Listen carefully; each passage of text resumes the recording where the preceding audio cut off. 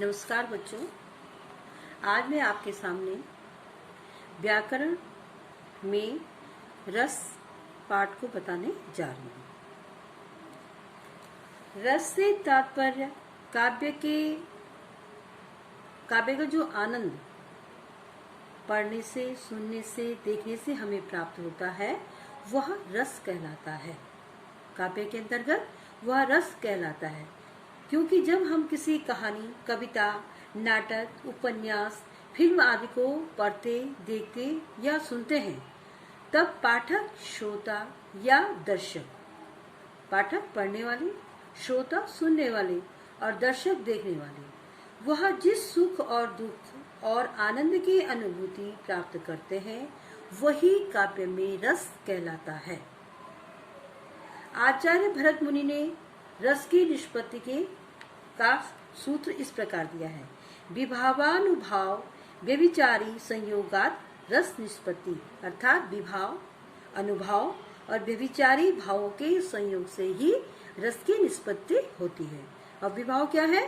भाव को उत्पन्न करने के साधन, अनुभाव पात्रों की चेष्टाएं, और व्यभिचारी अनेकानेक भाव जो क्षणिक होते हैं, आते हैं, जाते हैं।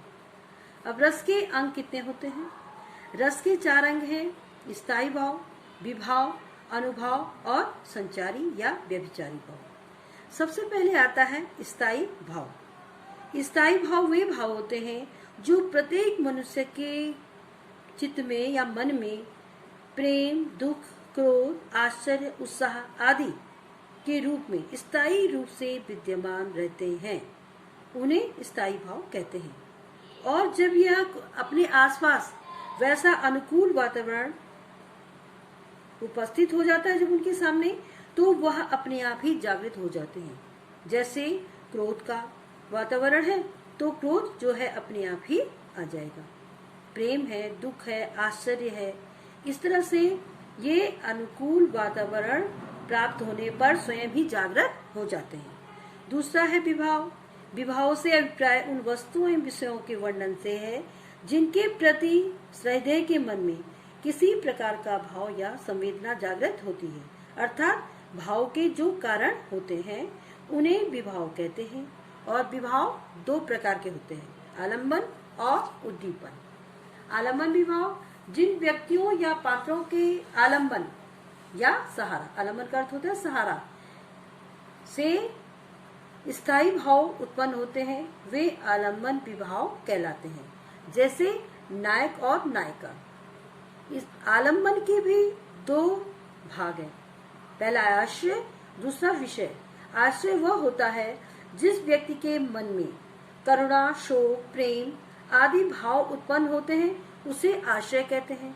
और जिस व्यक्ति या वस्तु के लिए जो आश्रय के मन में प्रेम भाव या करुणा, शोक कुछ भी उत्पन्न होता है, उसे विषय कहते हैं, उसे विषय आलम्बन कहते हैं। जैसे राम के मन में सीता के प्रति प्रेम है तो राम आश्रय होंगे और सीता विषय। उसी प्रकार यदि सीता के मन में राम के प्रति प्रेम होगा तो सीता आश्रय और राम विषय होंगे। दूसरा क्या है? उद्दीपन विभाव। दूसरा है उद्दीपन विभाव। आश्रय के मन में उत्पन्न हुए स्थायी भाव को और तीव्र करने वाले विषय की बाहरी चेष्टाओं और बाह्य वातावरण को उद्दीपन विभाव कहते हैं। जैसे कि दुष्यंत शिकार खेलते हुए ऋषि कर्णों के आश्रम में पहुंचते हैं और शकुंतला को देखकर उनके मन में प्रेम उत्पन्न होता है, तो उस समय शकुंतला की जो शारीरिक चेष्टाएं हैं वह दुष्यंत के मन में प्रेम भाव को और तेज कर देती हैं, बढ़ा देती हैं। तो नायिका शकुंतला की जो शारीरिक चेष्टाएं हैं और वन प्रदेश के अनुकूल वातावरण को उद्दीपन विभाव कहा जाएगा। जहाँ पे कोई उद्यान होगा, बगीचा होगा, वहाँ पे प्रेम की ही जागृति होगी। लेकिन यदि कोई शमशान घाट है, वहाँ पे तो प्रेम की जागृति नहीं हो सकती, वहाँ पे क्या है? वैराग्य ही उत्पन्न होगा। इस तरह से वह अनुकूल वातावरण भी किसी भी भाव को उद्दीप्त करने के लिए चाहिए। तीसरा है अनुभाव। अनु का अर्थ है पीछे, अर्थात बाद में। स्थायी भाव के उत्पन्न होने के बाद जो भाव उत्पन्न होते हैं उन्हें अनुभाव कहा जाता है। अनुभव 4 प्रकार के होते हैं, सात्विक, कायिक, वाचिक और आहार्य।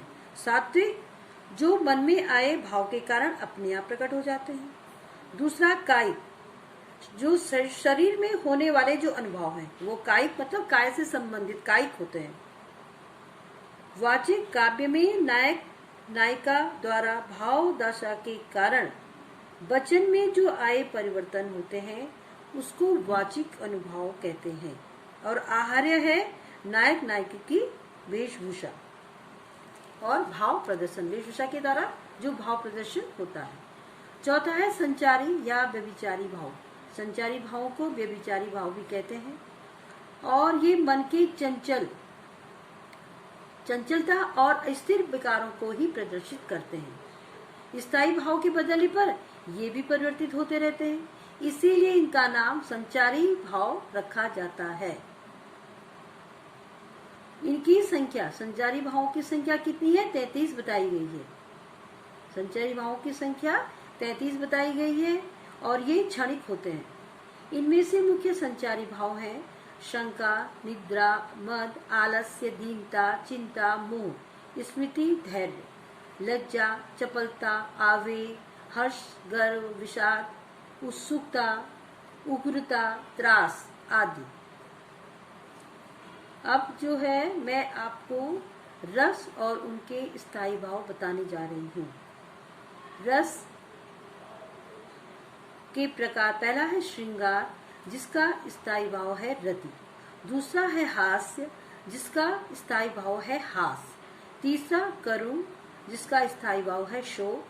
चौथा रौद्र जिसका स्थायी भाव है क्रोध। आगे है वीर जिसका स्थायी भाव है उत्साह। फिर भयानक जिसका स्थायी भाव है भय। फिर विभत्स और स्थायी भाव है जुगुप्सा, उसको घृणा भी लिखा जा सकता है। अद्भुत, विस्मय। और फिर है शांत रस जिसका की स्थायी भाव है निर्वेद, वैराग्य उत्पन्न होना। और फिर है वात्सल्य, वात्सल्य का स्थायी भाव क्या होगा? वत्सल। भक्ति, आखिरी 11वां, अनुराग, विषय ईश्वर के प्रति जो रति है, प्रेम है, वह जो है भक्ति रस के अंतर्गत आता है। अब रस के भेद बता। रस के भेद, रस के वैसे मुख्यतः 9 भेद होते हैं, परंतु बाद में आचार्यों ने 2 और भावों को स्थायी भाव की मान्यता देकर इनकी संख्या 11 बताई है। इसमें सबसे पहला रस है श्रृंगार रस। श्रृंगार, जब नायक नायिका के मन में एक दूसरे के प्रति प्रेम उत्पन्न होकर विभाव, अनुभव और संचारी भावों के योग से स्थायी भाव प्रेम रति जागृत होता है तो श्रृंगार रस कहलाता है। इसे रसराज भी कहा जाता है और इसका स्थायी भाव क्या है? रति अर्थात प्रेम। इसके 2 भेद होते हैं, संयोग श्रृंगार और वियोग अथवा विप्रलंब श्रृंगार। इसे क्या है? रसराज भी कहा जाता है, बताया आपको। तो सबसे संयोग श्रृंगार, जब नायक और नायिका का मिलन होता है तो वह संयोग श्रृंगार के अंतर्गत आता है। और जब नायक नायिका में वियोग होगा, बिछोह होगा, तो वह वियोग श्रृंगार के अंतर्गत आता है। संयोग श्रृंगार, तन संकोच मन परम उछाहू, गूढ़ प्रेम लखी पर न काहू, जाई समीप राम छवि देखी, रही जन कुंवर चित्र अनुरेखी। जब सीता ने राम के सौंदर्य को देखा तो वह चित्रलिखी सी रह गई। यहाँ पर स्थायी भाव रति है, आश्रय नायिका है सीता जी और विषय है नायक श्री राम। उद्दीपन, समीप जाना, उनकी छवि देखना। और सीता जी, संचारी भाव क्या है? सीता जी का जड़वत रह जाना। वियोग श्रृंगार, वियोग बताया कि जहाँ पे बिछोह होता है, अलगाव की बात आती है, वहाँ पे वियोग श्रृंगार आता है। जब नायक और नायिका के वियोग का वर्णन होता है तो वह वियोग श्रृंगार कहलाता है।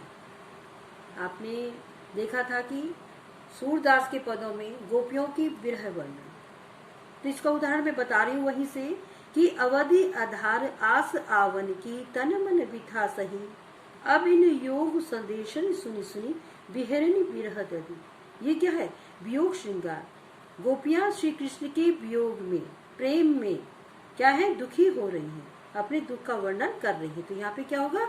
वियोग श्रृंगार। दूसरा है करुण रस। जब कोई प्रिय या मनचाही वस्तु के नष्ट होने या उसका कोई अनिष्ट हानि की आशंका होती है तो हृदय जो है शोक से भर जाता है, दुख से भर जाता है, तब करुण रस जागृत होता है।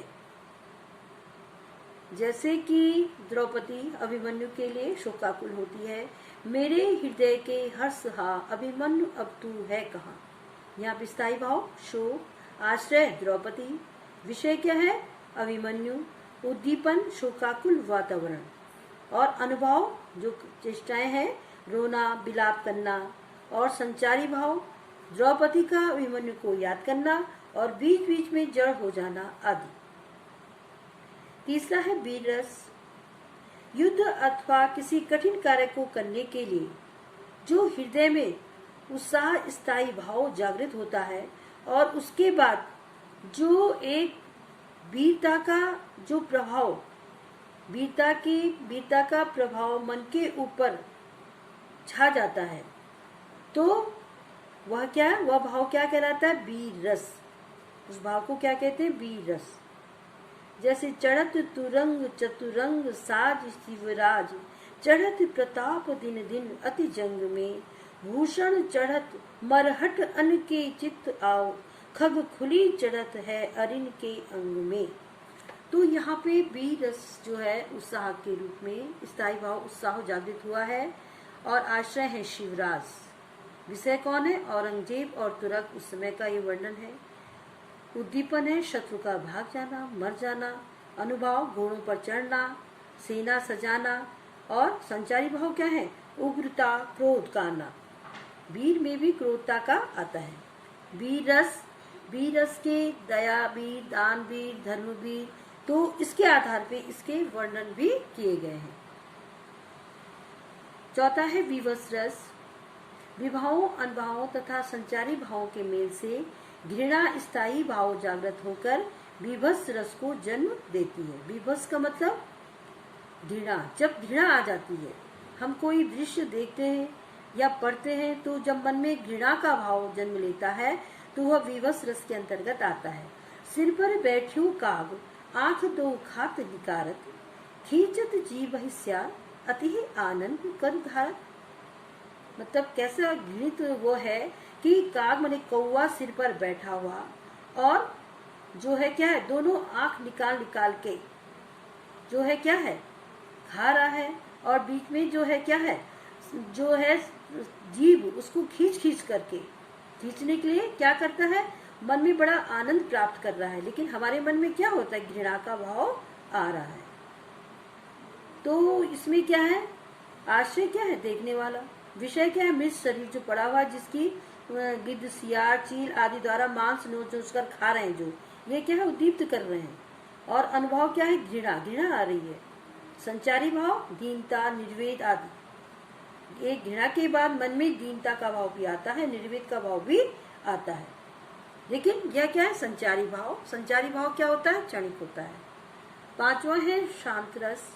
सांसारिक वस्तुओं से विरक्ति तथा सात्विकता का वर्णन ही शांत रस है।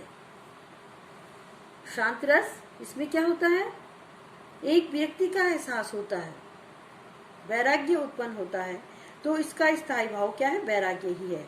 मन मस्त हुआ फिर क्यों डोले, ही रा पायो गांठ गठियायो, बार बार वाको क्यों खोले। आशय क्या है? कवि कह रहा है। विषय ईश्वर, ईश्वर के प्रति। उद्दीपन ईश्वर भक्ति सुलभ वातावरण है। ईश्वर की भक्ति में लीन होना है, धन्यवाद करना है, और मन में ईश्वर के प्रति जो भक्ति है उसके कारण प्रसन्नता, आश्चर्य, रोमांच सभी कुछ हो रहा है। आगे रस है हास्य रस। हास्य का स्थायी भाव है हास। जब किसी कोई पदार्थ या व्यक्ति की जो असाधारण आकृति, विचित्र वेशभूषा होती है, और तरह तरह की चेष्टाएं कोई व्यक्ति करता है जो कि दूसरे का विनोद करता है, दूसरे को प्रसन्नता दिलाने की कोशिश करता है, तो हास्य का अनुभव होता है। और तभी हास्य रस की उत्पत्ति होती है, हास्य रस की उत्पत्ति होती है। उदाहरण है, गोपियां कृष्ण को बाला बना वृषभान के भवन चली मुस्काती, वहां उसको निज संजनी बता रही उसके गुणों को बतलाती। स्वागत में उठ राधा ने जो निज कंठ लगाया तो वे थी ठठाती, होली है कह के तभी सब भेद बताकर खूब हंसाती। गोपियों ने क्या किया, श्री कृष्ण को बाला बना दिया, बालिका बना करके, और वृषभान के भवन में मुस्कुराते हुए चली। उनके साथ ही साथ कृष्ण भी बाला के रूप में चल रहे हैं, और वहां उसको अपनी सजनी बता करके क्या बताया, और उसके गुणों का वर्णन करिए अच्छा। और राधा ने जैसे ही स्वागत में उठ करके अपने कंठ से उनको लगाया, उन सजनी समझ करके, तो सभी गोपियां ठठाक गई, हंसने लगी, और होली है होली कहने करके खूब हंसने लगी। तो यहाँ पे आशय क्या है, गोपियां, विषय कृष्ण का गोपी रूप धारण करना, और उद्दीपन है होली के त्योहार का वातावरण। होली का त्योहार था, सभी मतलब हंसी मजाक ठिठोली कर रहे थे, तो उसी में यह ठिठोली भी हुई। अनुभव, गोपियों का हंसना मुस्कुराना, कृष्ण की चेष्टाएं, संचारी भाव लज्जा हर्ष चपलता, बालिका का रूप धारण करके वह लज्जा का अभिनय कर रहे हैं और हर्ष। आगे है रौद्ररस। रौद्ररस जब विवाह अनुभव और संचारी भावों के मेल से क्रोध स्थायी भाव का जन्म हो, तब रौद्र रस की उत्पत्ति होती है।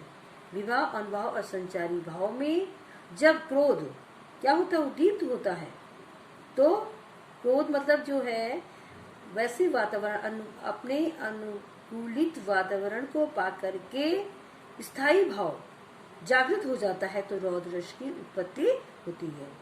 उस काल मारे क्रोध के तनु कांपने उनका लगा, मानो हवा के वेग से सोता हुआ सागर जगा। यहाँ पे क्या स्थायी भाव, क्रोध आया हुआ है। आश्रय कौन है, अर्जुन। अर्जुन को अत्यंत क्रोध आया है। विषय क्या है, अभिमन्यु को मारने वाला जयद्रथ। जब उसने यह सुना कि जयद्रथ ने उसको अभिमन्यु को मारा, तो उसका क्या है, उस काल माने उस समय क्रोध के मारे तनु कांपने उनका लगा, तनु मन उसका शरीर एकदम कंपित होने लगा। तो उद्दीपन है अकेले बालक अभिमन्यु को चक्रव्यूह में फंसाना और 7 महारथियों द्वारा उस पर आक्रमण करना। अनुभव क्या थे, शरीर कांपना, क्रोध के मारे शरीर कांपने लगा, क्रोधित हो गए, मुख लाल हो गया। तो यह सब क्या है, रौद्र रस की आश्रय, विषय, उद्दीपन और अनुभव है। 8वां है भयानक रस। भय उत्पन्न करने वाली बातें सुनने अथवा व्यक्ति को देखने सुनने अथवा उसकी कल्पना करने से ही मन में जो भय छा जाता है, तो उस वर्णन में भयानक रस विद्यमान होता है। उदाहरण है, एक ओर अजगर ही लखी, एक ओर मिगराय, बिकल बटो ही बीच ही परियो मूर्छा खाए। अब क्या है, यहाँ पे कोई वो है राहगीर। आश्रय क्या है, राहगीर। वह विषय क्या है, अजगर और मिगराज। एक तरफ से अजगर है और एक तरफ से सिंह है। एक और अजगर ही लखी मने देखना। एक राहगीर ने जब एक और अजगर को देखा और दूसरी ओर सिंह को देखा, और भयानक जंगल, विकल बटो ही बीच ही पटचू मूर्छा खाए। भयानक जंगल में तो वह डर करके मूर्छित होकर के नीचे गिर पड़ा। तो अनुभव क्या है, डरना, मूर्छित होना। उद्दीपन क्या है, भयानक जंगल। तो यहाँ पे किस रस की उत्पत्ति हुई, भयानक रस की। अब है 9वां अद्भुत रस। किसी असाधारण अलौकिक आश्चर्यजनक वस्तु, दृश्य या घटना को देखने सुनने से जब आश्चर्य होता है, तब अद्भुत रस की उत्पत्ति होती है। राग है कि रूप है कि रस है कि जस है कि तन है कि मन है कि प्राण है कि प्यारी है। यहाँ पे जब सुदामा श्री कृष्ण से मिलकर वापस आते हैं, तो अपनी झोपड़ी के स्थान पर महल, और दरिद्र जो ब्राह्मणी उसको आभूषणों से सज्जित होते हुए देखते हैं, तो तभी उनके मन में अद्भुत रस, उस समय का वातावरण क्या था, अद्भुत रस से उत्पन्न था। तो वो कहते हैं, आश्रय क्या है, सुदामा। राग है कि रूप है, रस है कि जस है कि तन है कि मन है कि प्राण है कि प्यारी है। स्थायी भाव क्या है, विस्मय। आश्रय सुदामा। उद्दीपन झोपड़ी के स्थान पर महल और दरिद्र ब्राह्मणी के स्थान पर वस्त्राभूषणों से सुशोभित उनकी पत्नी। विषय नारी सुदामा की पत्नी। और अनुभव क्या है? आश्चर्यचकित होना, हर्ष भी हो रहा है, वो समझ नहीं पा रहे हैं कि ये क्या हुआ, मैं कैसे इसको छोड़ के गया था और अब क्या हो गया। 10वां रस है वात्सल्य रस। वात्सल्य रस का संबंध छोटे बालक बालिकाओं के प्रति माता पिता अथवा सगे संबंधियों का प्रेम और ममता दिखाता है। सोहित कर नवनीत लिए घुट रुनु चलत रेणु तनु मंडित मुग्धति लेप के। यहाँ पे स्थायी भाव वत्सल, बच्चों के प्रति प्रेम। आश्रय माता पिता। विषय बाल कृष्ण। उद्दीपन कृष्ण का घुटनों तक धूल से भरा शरीर, मुंह पर दही का लेप। अनुभव हंसना। श्री कृष्ण को देख करके माता पिता उसके हंसने से क्या हो रहे हैं? प्रसन्न हो रहे हैं और उस पे मुग्ध हो रहे हैं। तो यहाँ पे वात्सल्य रस। वात्सल्य रस कहाँ पे होता है? जहाँ पे बच्चों के प्रति प्रेम दिखाया जाता है, वहाँ पे वात्सल्य रस होता है।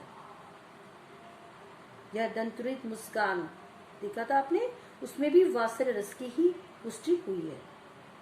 भक्ति रस 11वां है। ईश्वर के प्रति भक्ति भावना स्थायी रूप से मानव संस्कार में प्रतिष्ठित होने से भक्ति रस होता है। जैसे मीरा कहती, मेरे तो गिरधर गोपाल दूसरो न कोई, जाके सिर मोर मुकुट मेरो पति सोई। साधुन संग बैठी बैठी लोक लाज खोई, अब तो बात बैल फैल गई जाने सब कोई। अब तो बात फैल गई जाने सब, ये अलग ढंग से लिखा गया है यहाँ पे। स्थायी भाव क्या है? ईश्वर के प्रति प्रेम। आश्रय कौन है? कवित्री मीरा है। और विषय किसके बारे में है? श्री कृष्ण के बारे में। और उद्दीपन कृष्ण लीलाएं, कृष्ण लीला को वो अनुभव करके और उद्दीप्त होती है सत्संगों के में जाने के कारण। और अनुभव उनका रोमांचित होना, अश्रुओं का आना और हर्ष होना, ये क्या है? सब संचारी भाव है। अब आपने देखा कि आपने रस के अंग, रस के प्रकार, ये सभी जान लिया है। अब आपके पास परीक्षा में दोनों प्रकार से प्रश्न आ सकते हैं। या तो आपके पास काव्य दिया गया होगा, आपको उससे छांटना होगा कि कौन सा रस है, और या रस का उदाहरण सहित रस की परिभाषा देनी होगी। अब देखिए इसमें, जैसे कि आप ये सरकंडे से हाथ पांव और मटके जैसो पेट, पिचके पिचके गाल दू मुंह तो इंडिया गेट। अब 2 पंक्तियां हैं ये, इनको सुनकर के ही आपको जैसे हंसी का भाव अगर मन में आ रहा है, ये कौन सा रस हो जाएगा? हास्य रस।